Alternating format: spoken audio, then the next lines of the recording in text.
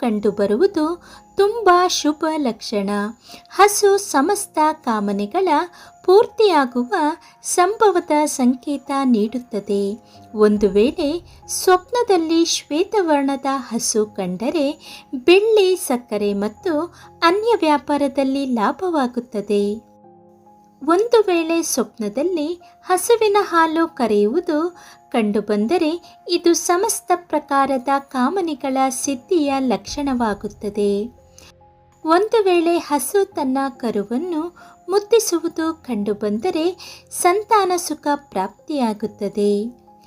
ಹಾಲು ಕರೆಯುವಾಗ ಹಸು ಒದೆಯುವುದು ಕಂಡುಬಂದರೆ ಧನಲಾಭದಲ್ಲಿ ಬಾಧೆ ಉಂಟಾಗುವುದರ ಕುರಿತು ಸಂಕೇತವಿದು.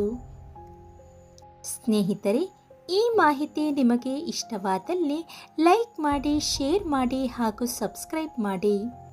ಕೇಳಿದ್ದಕ್ಕಾಗಿ ಧನ್ಯವಾದಗಳು.